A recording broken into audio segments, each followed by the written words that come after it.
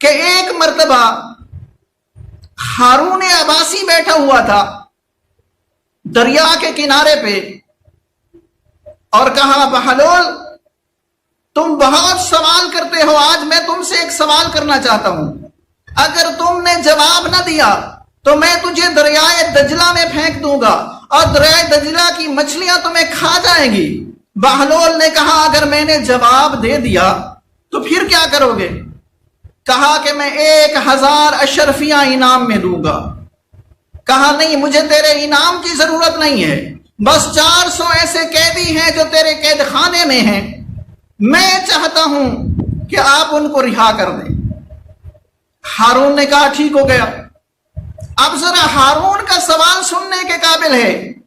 ہارون کہتے ہیں کہ اے بہلول یہ بتا کہ ایک ہے شیر اور ایک ہے بکری اور ایک ہے پھولوں کی ٹوکری، سمندر میں کشتی پر ایک شخص لے جائے تو ایک وقت میں ایک کو لے کے جائے، اور پھر ایسا بھی نہ ہو کہ نہ شیر کھائے بکری کو نہ بکری کھائے پھولوں کو۔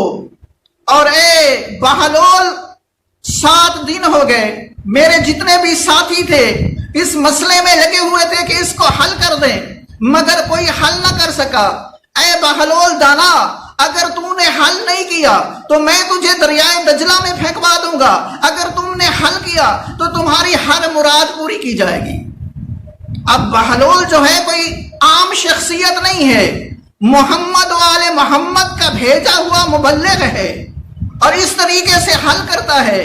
کہتا ہے کہ ہارون دیکھ، سب سے پہلے وہ شخص کشتی میں بکری کو لے کے جائے گا اور پھر بکری کو ادھر کھڑا کرے گا، پھر اس کے بعد شیر کو لے کے جائے گا، شیر کو دوسری کنارے پہ کھڑا کرے گا، بکری کو پھر واپس لے آئے گا، پھر پھولوں کی ٹوکری کو اٹھائے گا اور اس کو شیر کے پاس لے جائے گا، اور پھر تیسرے نمبر پہ پھر بکری کو لے کر کنارے پاس چلا جائے گا۔ یہ تمہاری جو کہانی ہے حل ہو گئی۔ ہارون عباسی بڑا حیران ہوا، کہا 1 ہفتہ ہوا ہم سوچ سوچ کے تھک گئے، لیکن تو نے ایک لمحے میں جواب دے دیا، اب بتا تجھے کیا چاہیے؟ تو اس وقت بہلول دانا نے کہا کہ تمہاری قید میں 400 مومن موجود ہیں بے گناہ، ان کو رہا کیا جائے۔ تو جتنے بے گناہ قیدی تھے سارے رہا ہو گئے۔